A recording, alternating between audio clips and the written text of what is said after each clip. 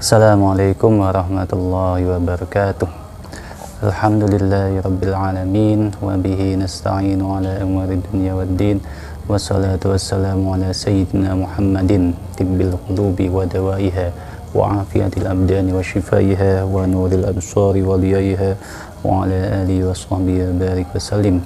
Semoga kita dan keluarga kita selalu dalam lindungan Allah Subhanahu wa taala, dijauhkan dari bala dan dijauhkan dari segala macam wabah, khususnya virus corona yang mengakibatkan kita harus belajar online secara jarak jauh selama beberapa bulan ini. Untuk mapel saraf kelas 8, kitab yang akan kita gunakan adalah kitab Alfiyah bagian belakang, mulai dari bait 915 sampai akhir. Dan untuk kelas 8 ini merupakan akhir dari pembelajaran shorof di Madrasah Qudsiyah, karena nanti kelas 9 kalian sudah tidak mempelajari shorof lagi. Kalian akan naik ke pelajaran balaghah, arud, ya, semacam itu. Jadi untuk shorof sudah diselesaikan untuk sampai di kelas 8 ini.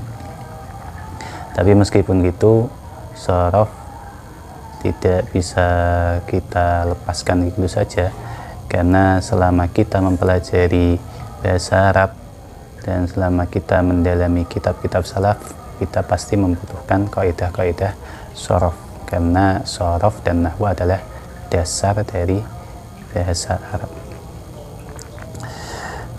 Maka dari itu shorof kalian pelajari sejak MI dulu ya.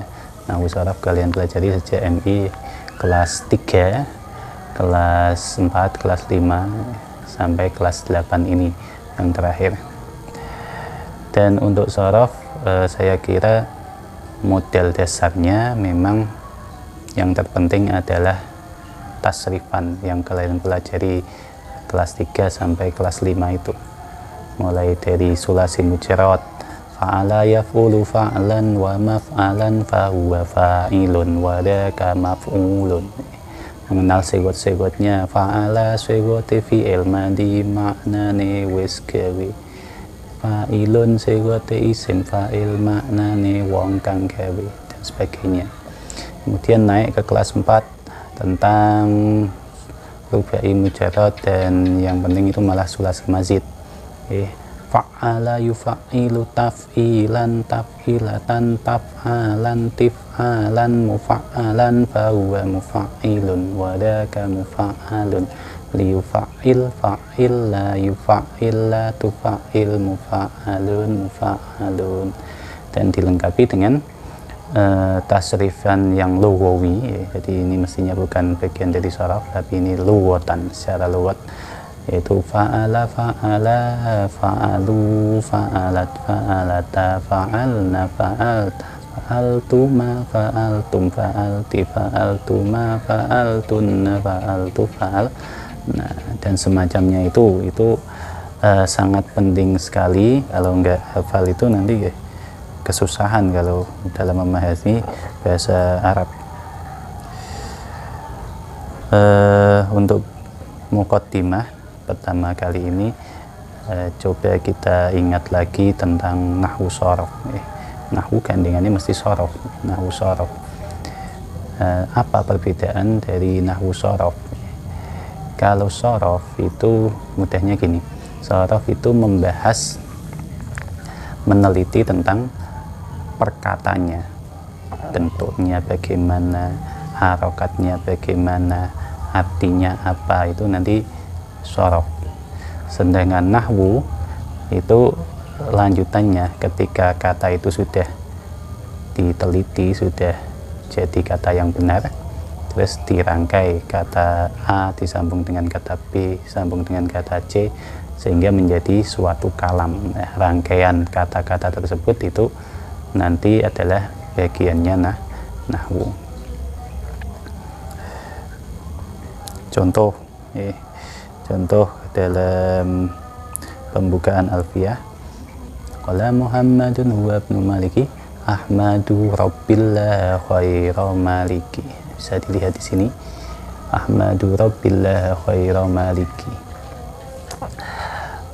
Kalau kita melihat lafal Ahmadu Rabbi Allah khaira maliki, ya, itu rangkaian kata-kata tersebut itu adalah urusannya nahwu, ya. Nah, kalau sharaf bagaimana? Kalau sharaf itu meneliti perkataannya. Ahmadu wazannya apa? Ahmadu ala wazni af'alu. Ahmadu itu sewotnya apa? Sewotnya fi'il mudhari'. Itu bagiannya sharaf. Sudah paham ya kira-kira perbedaan antara nahwu dan sharaf. Jadi contohnya lagi dari kata Ahmadu yang serangkai atau berhubungan dengan kata Ahmadu nanti bisa dirubah menjadi Hamida, fi'il madinya Hamida. Kalau Ahmadu kan saya sedang memuji, kalau Hamida dia sudah memuji. Terus kalau Hamidun itu nanti jadi isim fa'il, bahwa Hamidun orang yang memuji. Terus dirubah lagi menjadi wadaka mahmudun orang yang dipuji. Dikembangkan lagi menjadi sulasi mazid, wadaka Muhammadun, Muhammadun orang yang banyak dipuji, nah, dan sebagainya. Itu nanti bahasanya sorof. Kalau kita lihat dari kata-kata tadi Ahmadu, Hamida, terus apa lagi tadi? Hamidun, Mahmudun, atau bahkan Muhammadun, itu semuanya mengandung huruf asli yaitu ha, mim, dal. Dari kata hamdun, pujian atau memuji. Nah, dirubah-rubah, merubah-rubah itu namanya sharaf atau tasrif. Dan di kitab Alfiyah ini yang akan kita belajar di kelas 8 ini, sebagian besar syarafnya nanti isinya adalah i'lal. Jadi qala asluhu qawala, seperti itu, seperti yang sudah kita pelajari di kelas 5 dulu. Jadi kalau kalian belum paham tentang sewot, belum paham tentang apa ya, tasrifan, kalian cari di kitab Alfiyah yang nggak ketemu. Yang materi kelas 8 ini nggak membahas tentang itu. Jadi kalian buka-buka lagi kalau lupa tasrifan, kalau lupa tentang sewot, itu buka-buka lagi pelajaran-pelajaran yang dahulu, mulai MI kelas 3 sampai kemarin Sanawi kelas 7. Jadi syaraf dari awal kelas 3 MI sampai nanti kelas 8 ini itu saling terkait, saling melengkapi. Jadi kalau lupa ya, dibuka-buka lagi buku tasrifannya, dihafalkan lagi tasrifannya, agar kita bisa memahami kitab-kitab salaf dengan baik. Kita bisa memahami kitab-kitab tafsir seperti kitab Jalalain, tafsir Jalalain, tafsir Sawi, atau tentang hadis Sahih Bukhari atau rangkumannya yang kita pelajari di sini, Nabi Jamroh, atau kitab Tauhid, kitab Fikih, dan kekayaan ilmu-ilmu agama Islam yang banyak sekali, dan semuanya itu menggunakan bahasa Arab. Maka dari itu kita harus menguasai dasarnya dulu, dan dasarnya adalah nahwu sharaf. Imam Imriti berkata, wan nahwu la awalan ayyulama idil kalamu tunahu la yufhama. Nahwu termasuk juga sharaf adalah yang terpenting untuk difahami terlebih dahulu. Kenapa? Karena tanpa nahwu shorof kita tidak bisa memahami kalam, kita tidak bisa memahami kalam bahasa Arab. Tapi ring sinau hadis wong ra iso bahasa Arab, tapi ring sinau fikih ra iso bahasa Arab. Kita tidak bisa mengandalkan terjemahan-terjemahan yang beredar, karena kalau kita hanya mengandalkan terjemahan-terjemahan nanti dikhawatirkan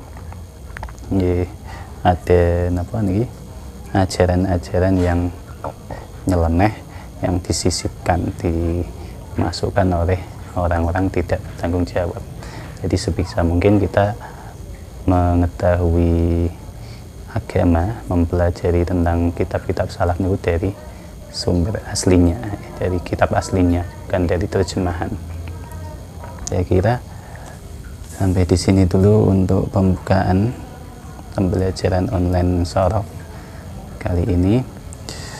Mari kita bangkitkan lagi semangat kita dalam belajar ilmu shorof dan nahwu dan shorof, agar kita bisa mendalami ilmu-ilmu agama dari kitab-kitab salaf sehingga tidak mudah tertarik dengan ajaran-ajaran yang nyeleneh itu. Akhir kata, wal afu minkum, wassalamualaikum warahmatullahi